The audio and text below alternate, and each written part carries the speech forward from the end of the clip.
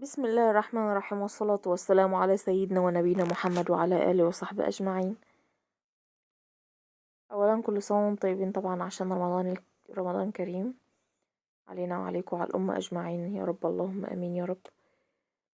احنا هنعمل كده إن شاء الله النهاردة اللي هي المكرونة بلبن أو العزيزية الدمياطي. ونقول كده بسم الله. الأول معاكم سالي محمد من قناة أهلي جنتي.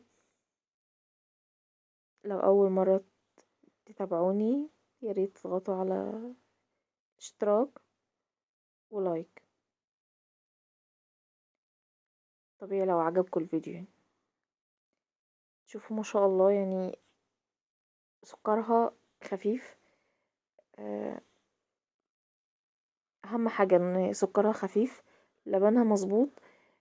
حتى النشا بتاعها نفسه مش زيادة، لان كده كده هي النشا بتاعتها منها فيها، يعني نشا المكرونة ما بتتغسل، يعني مية المكرونة مش بتتغسل ولا بتترمى، هي بتبقى منها فيها.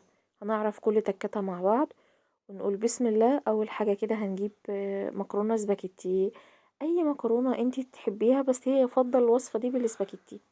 ونحطها في كمية مية يدوبك شوية آه، يعملوها، ونسيبها كده تغلي زي دي وتتسلق حوالي 90%. تتسلق وتشرب ميتها خالص، ونضيف عليها اللبن بتاعها، ونحط كده معلقة ونص او معلقتين نشا على حسب الكمية اللي انتي عاملاها. ودي فانيليا بالبرتقال، هتديلها نكهة خطيرة بجد ملهاش حل. وهنحط كمية سكر، انا حاطة كده سكر خفيف، حوالي 3 معالق سكر او 4. شفتوا هنا شربت شوية من اللبن بتاعها. هنزودها بقى، هنزودها هنزودها النشا على قد ما نقدر. هنزود او هنوزع النشا في جميع المناطق، لان احنا حطيناها في الصينية دلوقتي، يعني ما حطيناها في الصينية الصغيرة بتاعتها، اللي هي صينية البيتزا، او اللي هي الصواني اللي حرفها رفيع دي. يعني ما انتش هتعرفي تقلبيها قوي ولا تتحكمي في تقليبتها كويس، فانتي هتوزعيها. وهي السوا بتاعها او سوا الفرن هو اللي هيظبط النشا او اللبن بتاعها. حطيت بس ايه على الوش كده بالظبط حوالي معلقة صغيرة فانيليا سايلة، لاني كنت نسيت احطها مع النشا. ولسه بس هنحط الزبدة على الوش، الزبدة او السمنة.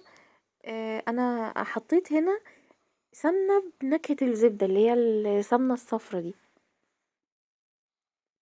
بتدي، بصوا، حقيقي بتدي نكهة وطعم للحلويات فظيع، بالذات لو قرص بقى.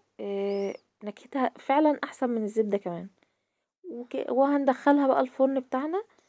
وشوفوا ما شاء الله، لو وصلتوا لحد هنا وعجبكم الفيديو ياريت لو سمحتوا اللايك. شوفوا ما شاء الله طلعت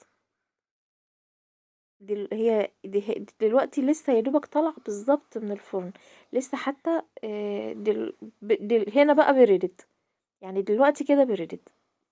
وهنقطعها. طبيعي الاولاد بيبقوا قاعدين مستنيينها.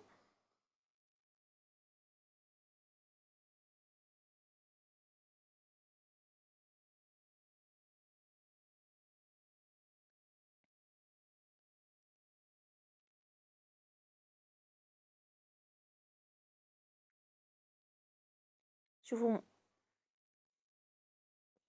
توزيعتها، مع انها يعني انتي بتتحكمي في توزيعة النشا براحتك خالص. كلها متظبطة، وكلها مفيش حتة مثلا كلكعت من النشا، مفيش حتة مش عارفة ايه. كلها ما شاء الله. وسكرها كان يعني بالنسبة لي كان مظبوط جدا. حابة انتي تزودي سكر عن كده مفيش اي مشكلة. شوفوا ما شاء الله، وبألف هنا وشفا. وربنا يصلح ما بين ايدينا وايديكم يا رب. اللهم امين، اللهم امين اجمعين. كل سنة وانتم طيبين، والسلام عليكم ورحمة الله وبركاته.